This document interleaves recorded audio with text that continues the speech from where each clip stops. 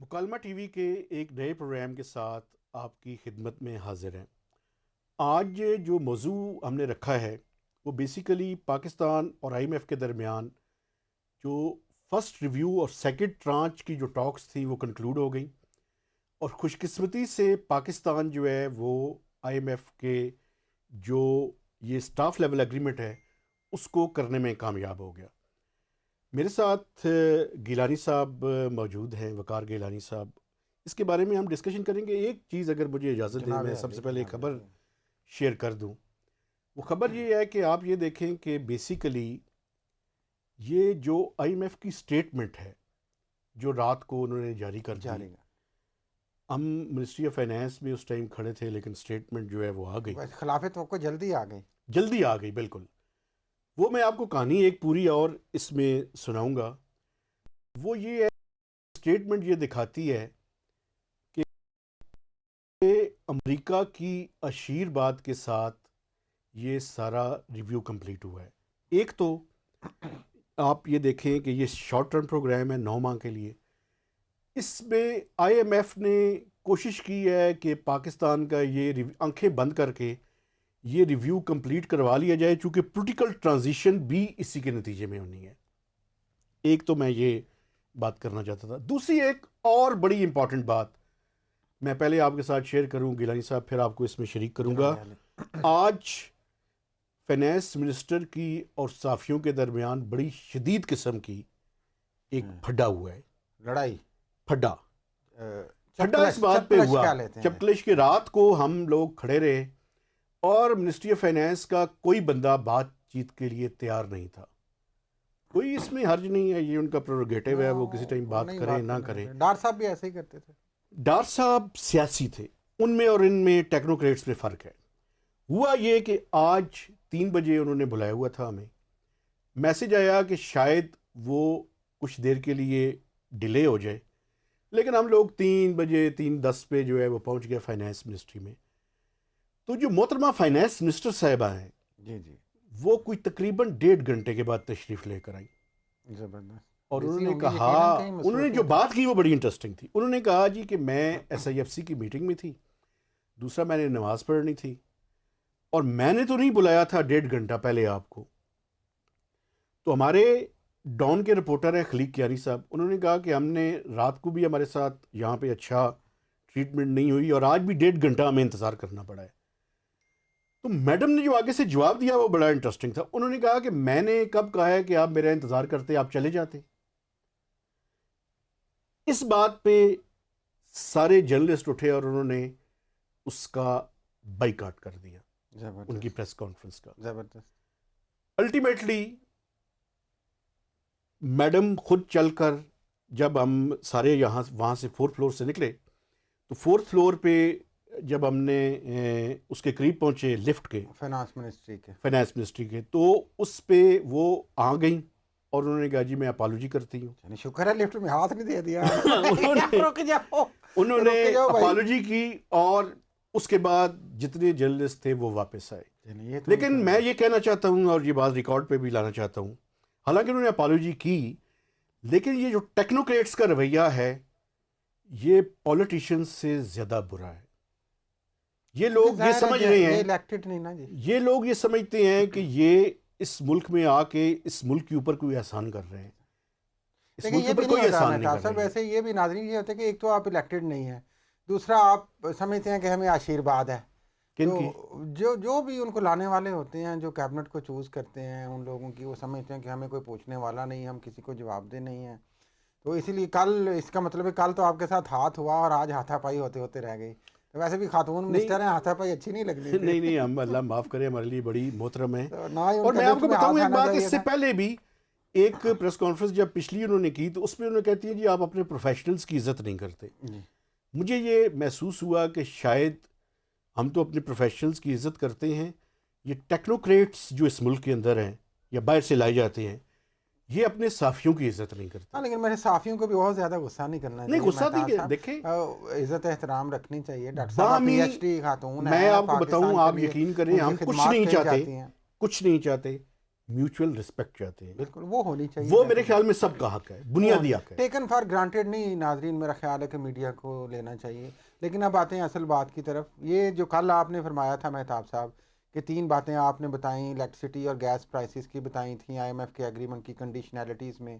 پھر آپ نے بتایا تھا کہ ڈالر کے حوالے سے, جو ڈیپریسیشن کے حوالے سے, جو فری مارکیٹ کا جو پرنسپل ہے اس پہ تھوڑا سا زور دیا جائے گا. اور پھر آپ نے کہا تھا کہ ایکسٹرنل فائنانسنگ کے حوالے سے آپ نے بڑے کویشچن ریز کیے تھے. تو میں سمجھتا ہوں کہ آج اتفاق سے نہیں, مکمل اتفاق کے ساتھ آئی ایم ایف کی جو اسٹیٹمنٹ رات کو آئی وہ اس میں یہ تینوں چیزیں بیان کی گئی ہیں. اب یہ بتائیں کہ یہ ان کا امپیکٹ کس طرح سے ایک تو عوام پہ پہلے پڑے گا. مجھے یہ بتائیں کہ آپ آئی ایم ایف کے ایجنٹ تو نہیں ہیں؟ نہیں, میں آئی ایم ایف کا ایجنٹ ہوں. ابھی تک کل آپ مجھے بہت کیا ایجنٹ بنا رہے تھے. آج روزانہ آپ کسی ٹارگٹ پہ ہوتے ہیں کہ آپ مجھے کسی کا ایجنٹ. میں دیکھیں, میں ایک بندے کا ایجنٹ ہوں, بندہ نہیں, میں سمجھتا ہوں طاقت, اور وہ ہے عوام کی طاقت. ہم عوام کی طاقت کے ایجنٹ ہیں ناظرین, ان کی بات کریں گے انشاءاللہ اور ان کے لیے آواز اٹھائیں گے.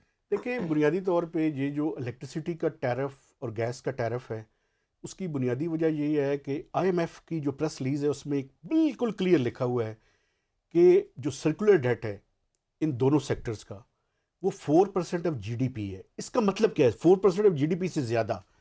اس کا مطلب یہ ہے کہ یہ 4 ٹریلین سے زیادہ ہو چکا ہے. 4 خرب روپے, جی 4000 ارب روپے سے 4 زیادہ خرب ہی ہو گئے ہماری جی. اردو. تو اس کے لیے اب ضروری ہے کہ جو کوارٹرلی ٹیرف ایڈجسٹمنٹ ہے الیکٹریسٹی کی, پاور کی یعنی بجلی کی, اس کے اندر اور جو بیس ٹیرف ہے اس کو ملا کر جو ٹیرف انکریز ہے وہ مجھے لگتا ہے کہ وہ کرنی پڑے گی. اور جو گیس کا ٹیرف ہے وہ جنوری سے اس کو بڑھانا پڑے گا دوبارہ سے. ابھی تو نومبر میں بھی بڑھا ہے نا نومبر میں. 180%. اصل میں دیکھیں نا, ہم بھی پہلے طے کرتے ہیں بعد میں مکر جاتے ہیں نا, ہمارے بھی پرابلمز ہیں. یہ جولائی سے بڑھنا تھا. جولائی میں پہلے پی ڈی ایم کی حکومت نگران پہ ڈالتی رہی, نگران والے بھی انتظار کرتے رہے. اور میں آپ کو ایک اور بات بتا دوں, یہ پہلے میں نے امریکہ کے بارے میں بات کی تھی. جی آئی ایم ایف کا وزٹ پوسٹ پون ہو سکتا تھا اگر ہم گیس کی پرائسز نہ بڑھاتے.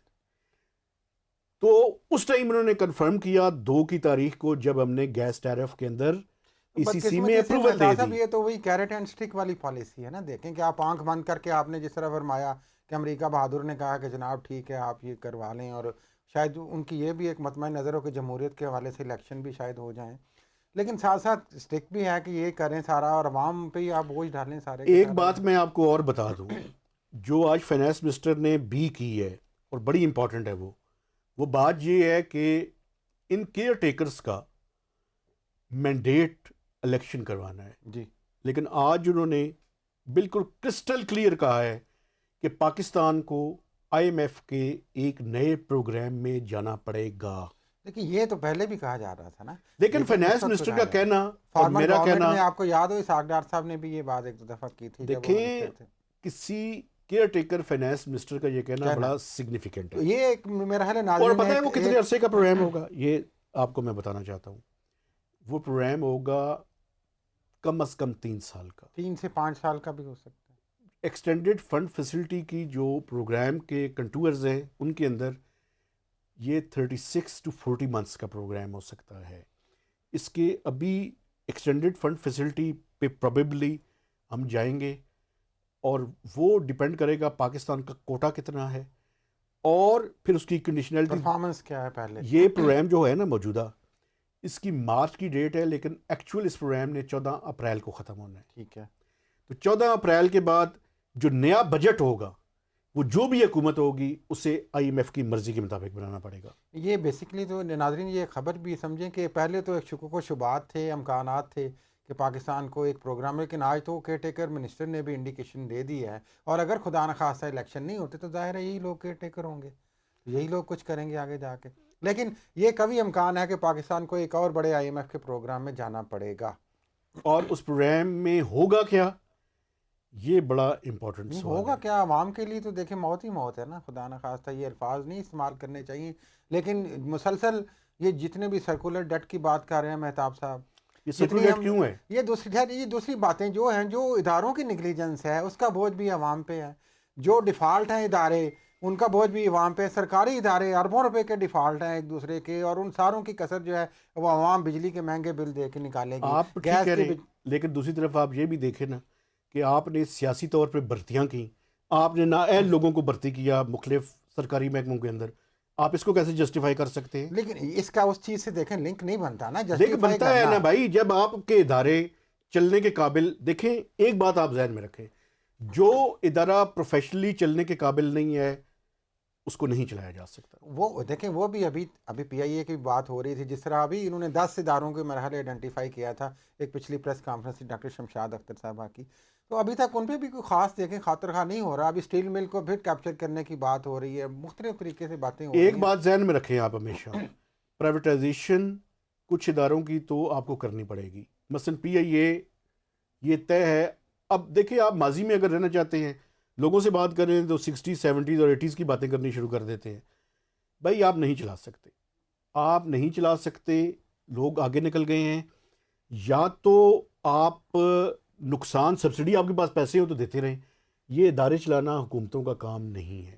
یہ بات آپ جان کی صحیح چھڑوائیں. ہے, لیکن چلیں پرائیویٹائزیشن اپنی جگہ پہ ہے, لیکن عوام پہ جو بوجھ ہے وہ تو مسلسل ابھی کچھ سالوں تک بڑھتا رہے گا, یہ اس میں تو کوئی شک نہیں ہے. نہیں, اس سے اور اگلی بات میں آپ کو بتاؤں, یہی بات پہ ہم مرحلے کنکلوڈ بھی میرا کریں گے. ایک پوائنٹ میں آپ کو اور دے کہ اس سے آپ جس طرح بھی کہیں, پاکستان اس ٹائم ابھی تک سٹیگ فلیشن سے گزرا ہے. سٹیگ فلیشن کیا ہوتی ہے؟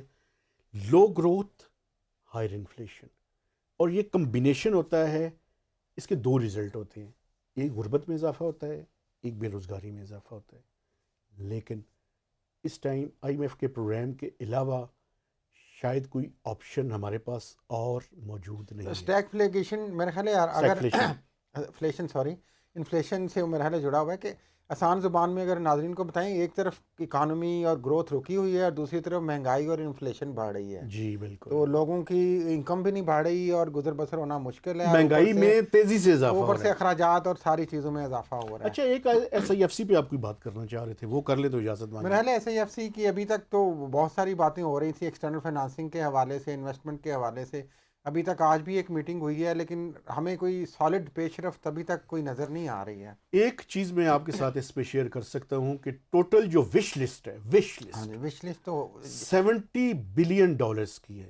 یہ تو پہلے بھی انہوں لیکن نے اسٹیٹمنٹ غازہ میں بھی کی کہا. جو وار ہے, اس کے بعد آج سے 2 دن پہلے S A P M on S I F C جو ہیں ڈاکٹر جہاں زیب, انہوں نے پریس کانفرنس میں بڑا کلیئرلی کہا ہے کہ وہ جتنی بھی ہماری پوٹینشیل انویسٹمنٹ لانے کی کوششیں ہیں, اس کو میجر رسک ہے اگر یہ وار پرولانگ ہوتی ہے تو. 3 چیزیں جو ہے نا اس time S I F C کے ایجنڈا کے اوپر ہے, ان پہ اگر ہم محنت کریں, کوشش کریں تو آ سکتا ہے. ایک تو ریکوڈیک میں سعودیز کی کوشش ہے کہ وہ آئیں, لیکن اس میں ایشو میں آپ کو بتا دینا چاہتا ہوں. اس میں ایشو یہ ہے کہ 50% شیئرز ہمارے ہیں, 50% 12 گولڈ کے جو کینیڈین فرم ہے اس کے ہیں, 25% فیڈرل گورنمنٹ کے ہیں, 25% پروونسز کے ہیں. اگر ہم اپنے شیئرز بیچیں گے تو مینجمنٹ کنٹرول سے ہمارے ہاتھ سے نکل جائے گا. پھر تو ایک بالکل ایک فارن تو ایک بہت امپورٹنٹ ایشو ہے کہ اس کو کیسے جو ہے. لیکن میں آپ کو بتاؤں شاید ایس آئی ایف سی کو آگے لے جایا بھی جائے, لیکن بہت سارے لوگوں کو مہتاب صاحب یہ بھی لگتا ہے کہ یہ جو ارینجمنٹ ہے, چونکہ آپ کو پتہ ہے جب پی ٹی آئی کی گورنمنٹ گئی اور یہ سارا اکنامک اور پولیٹیکل کرائسس آیا اور جو ملٹری اسٹیبلشمنٹ ٹیک اوور کیا, مجھے بات پوری کر تو رہنے دیں, یہ سارے ارینجمنٹ کیے گئے امیڈیٹلی تاکہ ہم اکانومی کو اسٹیبلائز کر سکیں.